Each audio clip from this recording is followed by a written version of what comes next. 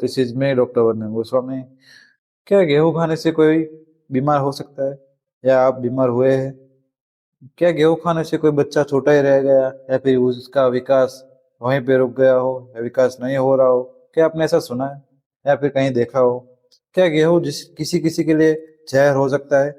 हाँ। क्या आपके बच्चों में एज के साथ साथ उसका वजन और कद नहीं बढ़ रहा है, उसका पेट फूल रहा है, बार बार दस्त हो रही है, चिड़चिड़ापन आ रहा है, या फिर बड़ों में गैस, कब्ज, पेट में दर्द, पेट का फूल जाना, एनीमिया मतलब खून की कमी है, हड्डियों में दर्द हो रहा है, वजन कम होना, बाल झड़ना, मुंह में छाले और महिलाओं में पीरियड की समस्या, बांझापन देखने को मिल रहा है। एक सीलियक डिसीज है।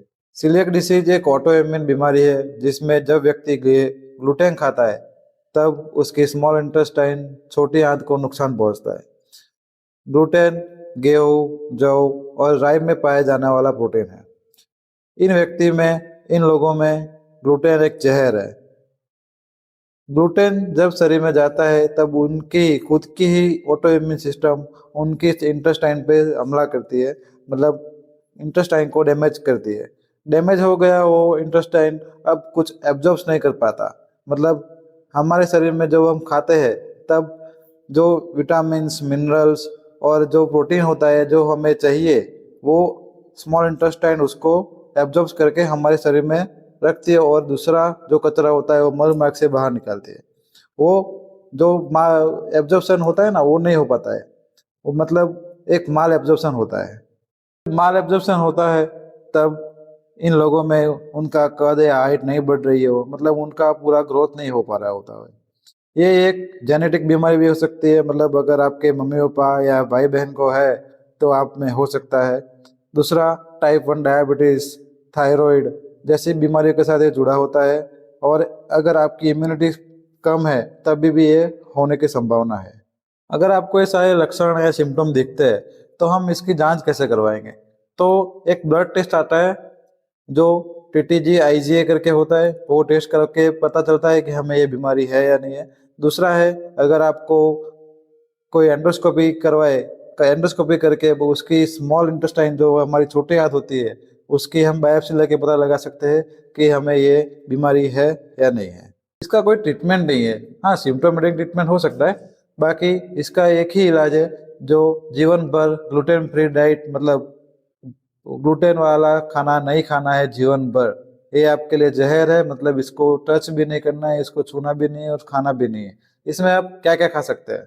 इसमें ज्वार, बाजरा, मक्का, पनीर, दूध, दही, सब्जी, फल फलादी, दालें, अंडा और मांस अगर शुद्ध हो तो खा सकते हैं। इसमें क्या क्या नहीं खाना है? गेहूँ, मैदा, bread, biscuit, cake, pasta, noodles, packet food, सूजी। पैकेट फूड तब तक नहीं खाना है जब तक उस पर ग्लूटेन फ्री डाइट नहीं लिखा हो। तो ये सारी चीजें इन लोगों के लिए, इन बच्चों के लिए जहर है। सही डाइट से व्यक्ति स्वस्थ जीवन भर जीवन जी सकता है। अगर आप में और आपके बच्चों में डिटेक्ट हुआ है कि आपको सीलियक डिसीज है, अगर आपने डाइट न फॉलो की तो आंत को स्थायी नुकसान हो सकता है, हड्डियां कमजोर हो सकती है, एनीमिया मतलब खून की कमी हो सकती है, बच्चों में ग्रोथ नहीं हो रहा है या हाइट और वेट नहीं बढ़ रहा है। ये सारी चीजें देखने को मिलती है और कभी कभी दुर्लभ केसों में आंत का कैंसर भी हो सकता है। ये कोई एलर्जी नहीं है, एक लाइफ लॉन्ग बीमारी है। थोड़ी सी भी ग्लूटेन नुकसान कर सकती है। 100% ग्लूटेन फ्री डाइट ही लेना है।